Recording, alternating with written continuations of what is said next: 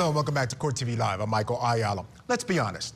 How do we know which of these two actors is telling the truth? They're both actors after all, and actors act. Well, during the 2 days that Amber Heard has been on the stand, we saw sporadic displays of emotion as she recounted events that are horrifying and disturbing, to say the least.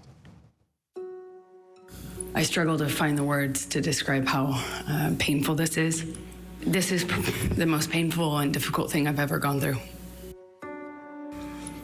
So much.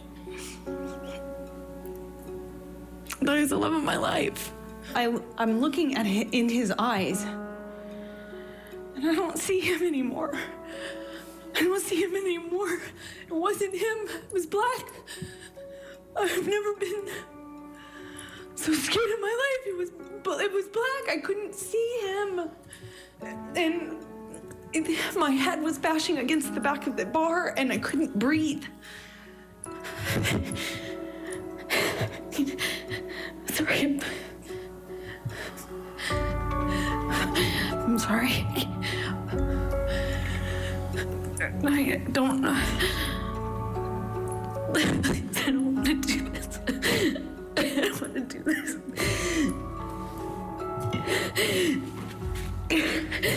I don't know what happened next. I don't want to do this.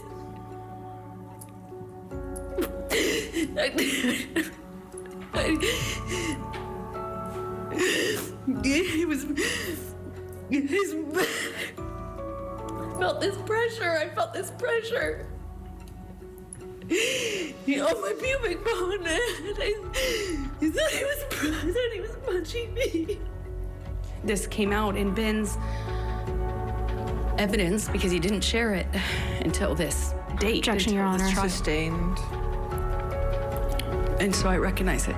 And I just looked right at him, just looked right at his face, leaned back, and headbutted me square in the nose. Just right as I stood in front of him. All right, I am very excited to welcome a special guest for this segment. Jury consultant and human behavior expert Susan Constantine is back with me. Great to see you, Susan. Still with me also, trial attorney Krista Ramey. Susan, I'm so happy you joined me because this is a tough one. We've got two actors taking the stand, and I want to kind of go through how we sort through this testimony. I'm sure you've been watching some of this trial. Amber Heard, she's been scrutinized viciously online across social media. I want to get your thoughts initially on her body language, how she's relating to this jury. Some folks saying they're having trouble connecting with her. I want to get your thoughts. Well, one of the things that I did, Michael, to really understand who she is, not only as an actress, but also as a person. So I went back and analyzed video going back to her early career. So when she was on different television shows and she took interviews, I'm trying to watch, her different times of emoting. What does she look like when she's just in a normal conversation?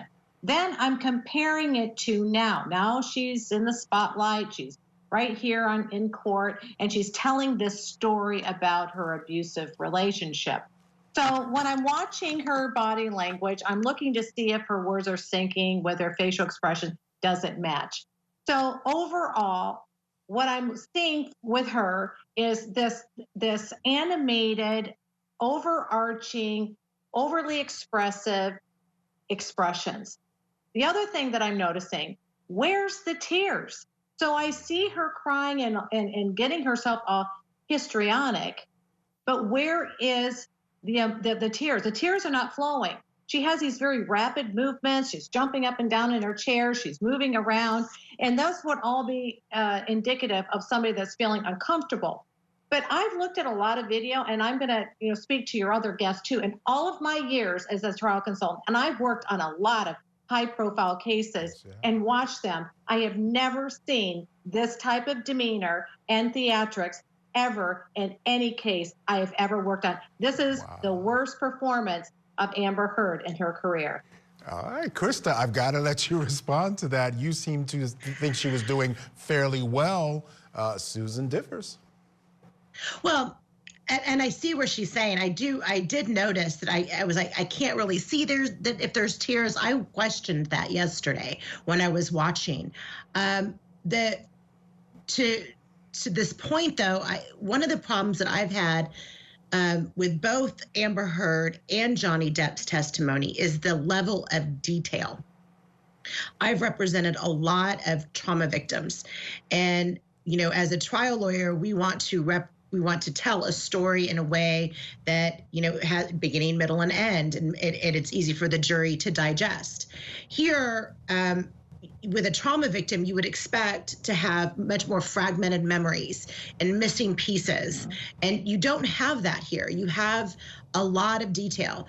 And so that, to me, is a little suspicious when a story is being told. But memories can be brought out through therapy, through lawyers questioning with evidence, and maybe putting together pieces for her. But to that point, I think that is problematic. Yeah, fair enough. And Susan, I want to Krista's point about the therapy. Could it be, in Amber's defense, she's gone through a lot of therapy. These things happened 6, 7, 8 years ago, different times, but all the way back to 2013. She's talked about it in court. She's talked about it with therapists. She's talked about it with her lawyers. Could it just be that some of that emotion is not there in the same way, and that's why the tears aren't flowing? Well, I think that she's trying to relive this again. She's trying to match the evidence with the emotion. She's trying to hypen it up. So to your point is that, yes, when a person has gone through trauma and they go through therapy, and it certainly will help them to kind of float through these very high stressful times when they have to express what happened. But here's there's just so much I'd like to share with you. If she had gone through all of this therapy, and if she had PTSD, did she go through EMDR therapy? If she went through EMDR therapy and somebody were asking her questions that would create a feeder memory, taking her back into the subconscious mind, bringing it forward like replaying a tape again, she would more easily be able to flow through those, because what she's learned to do is to nullify some of those triggers. So who's triggering her? There's no one here triggering her. She's being asked a question, and then she's going on into her own dialogue, and she continually hyper escalates these particular events. Does not make sense to me at all. Yeah, I think I agree with you. I think it does. I don't know if it necessarily means she's lying, but I certainly think you're right. I think she's trying to trigger these feelings herself. I do want to get into Johnny Depp, some of the things we're seeing from him while he's sitting in that chair, while he's listening to the testimony. I want to play a quick soundbite. I want you to focus in on Johnny Depp here.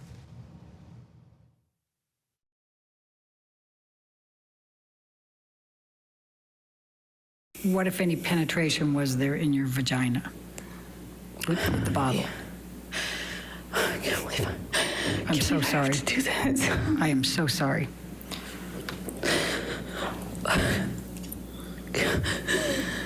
Johnny had the bottle inside of me and was shoving it inside of me over and over again. Susan, arguably the worst story she's told to this jury, and there he is, turning, snickering, almost smiling, sarcastically. What do you read there? Yeah, that's exactly what he's doing. He's being very sarcastic. That is really what he's doing. So he stonewalls a lot. He doesn't like Amber. I mean, no doubt. He doesn't like to tolerate her. So what he does is he doesn't give her any attention, and his hands up like this. And when you want it covering your mouth, you're doing everything you can to hold back what you're really feeling and wanting to say. So since he can't really speak it out, what does he do? He goes to his attorney, and he's got to release it there, and that's when he snickers, because he thinks it's a bunch of baloney. But he's also looking at his attorney for affirmation. Yeah, and Krista, so what effect does that have on the jury? That can be interpreted many, many different ways, especially in a case where we're talking about perhaps one person bullying another. That could just be seen as another form of bullying. Yes, it can be, and that's if anyone. I'm so sorry. Oh, I'm sorry, that was for Krista. Excuse me, Susan.